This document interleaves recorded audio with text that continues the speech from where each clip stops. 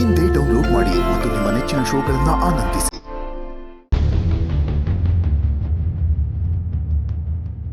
ಚಿನ್ಮರಿ, ನೀವಿಲ್ಲದೆ ನಿಮ್ಮ ಜಯಂತ ಎಷ್ಟು ಸಣ್ಣ ಆಗಿದ್ದಾನೆ, ಹೋಗಿದ್ದಾನೆ ಅಂತ ನೋಡಿದ್ರೆ ದೂರ ಹೋಗಿಲ್ಲ. ಆದಷ್ಟು ಬೇಗ ನಾನು ಸಿಕ್ಬಿಡ್ತೀನಿ ಭರವಸೆಯಲ್ಲಿ ಕಾಯ್ತಾ ಇದ್ದೀನಿ. ಬೇಗ ಬರ್ತೀರಾ ತಾನೆ?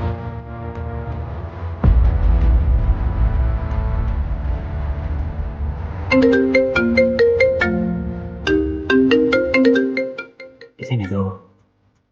ಮಾವ ಯಾಕೆ ಮಾಡ್ತಾ ಇದ್ದಾರೆ? ವೆಂಕಿ ವಿಷಯದಲ್ಲಿ ನನಗೆ ಸಹಾಯ ಬೇಕು ಅಂತ ಕೇಳಕ್ ಮಾಡ್ತಿದ್ದಾರೆ. ಹಲೋ ಮಾವ, ಚೆನ್ನಾಗಿದ್ದೀರಾ?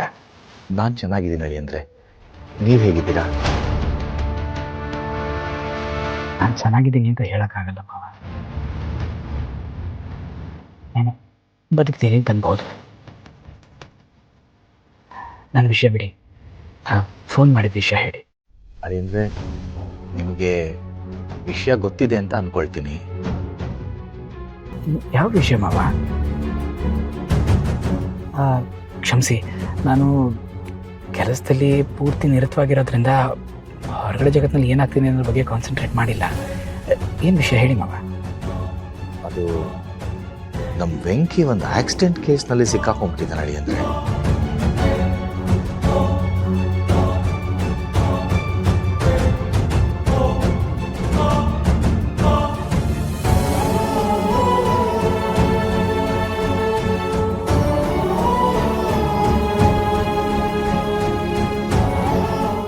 ಅಲ್ಲ ಮಾವ, ಇಷ್ಟೆಲ್ಲ ನಡೆದು ಹೋಗಿದೆ, ಸ್ವಲ್ಪ ಮುಂಚಿತವಾಗಿ ನಾನು ತಿಳಿಸ್ಬೋದಿತ್ತಲ್ವಾ? ಅದು ನಾವೇ ಅವನ್ನ ಹೇಗಾದರೂ ಮಾಡಿ ಬಿಡಿಸ್ಕೊಳ್ಳೋಣ ಅಂತ ಪ್ರಯತ್ನ ಮಾಡಿದ್ವಿ. ಆದರೆ ಈಗ ನೋಡಿದ್ರೆ ಆ ಕೇಸು ತುಂಬ ಜಟಿಲ ಆಗ್ತಾ ಇದೆ. ಏನು ಮಾಡಬೇಕು ಅಂತ ಗೊತ್ತಾಗಲಿಲ್ಲ. ಅದಕ್ಕೆ ನಿಮಗೊಂದು ಮಾತು ತಿಳಿಸಿ ಸಹಾಯ ಕೇಳೋಣ ಅಂತ ಮಾಡಿದೆ. ಮಾವ, ಇಂಥ ವಿಷಯದಲ್ಲಿ ಸಹಾಯ ಮಾಡಲ್ಲ ಅಂತ ಹೇಳೋಕ್ಕಾಗತ್ತಾ? ಒಂದು ಕೆಲಸ ಮಾಡಿ, ನನಗೆ ಒಂದು 10 ನಿಮಿಷ ಟೈಮ್ ಕೊಡಿ. ನನಗೆ ಸ್ವಲ್ಪ ಪರಿಚಯ ಇರೋ ಒಬ್ಬ ಒಳ್ಳೆ ಲಾಯರ್ ಇದ್ದಾರೆ, ಅವ್ರಿಗೆ ನಾನೇ ಫೋನ್ ಮಾಡಿ ವಿಚಾರಿಸ್ತೀನಿ. ಆಮೇಲೆ ಮಾತಾಡೋಣ. ಅಷ್ಟು ಮಾಡಿ ಹೇಳಿ ಅಂದರೆ ನಿಮಗೆ ಪುಣ್ಯ ಬರುತ್ತೆ. ಸರಿ ಮಾವ, ಮಾಡ್ತೀನಿ.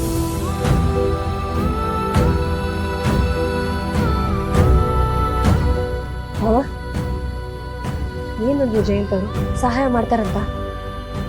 ಅವ್ರು ಲಾಯರ್ಗೆ ಫೋನ್ ಮಾಡಿ ತಿಳಿಸ್ತೀನಿ ಅಂತ ಹೇಳಿದ್ರು ವೀಣಾ.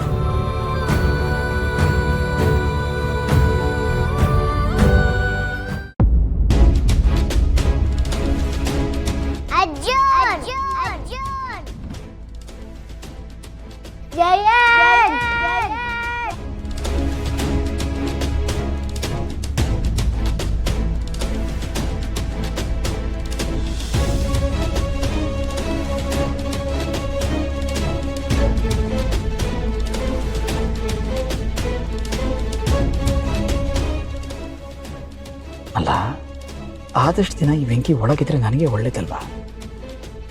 ಜಯಂತ, ಈ ವೆಂಕಿ ಹೊರಗೆ ಬಂದ ಮೇಲೆ ನಿನಗೆ ಏನೇನು ಕಷ್ಟಗಳಾಗಿವೆ, ಏನೇನು ಇಶ್ಯೂಸ್ ಆಗಿವೆ ಅಂತ ನಿನಗಾಗಲೇ ಗೊತ್ತು. ಹಾಗಿದ್ಮೇಲೆ ನೀನಾಗೆ ಹೋಗಿ ಯಾಕೆ ಸಹಾಯ ಮಾಡ್ತೀಯಾ? ಈ ವಿಷಯನ ಇಲ್ಲಿಗೆ ಬಿಡೋದು ವಾಸಿ. ಮಾವಂಗೇನು ಹೇಳಿ?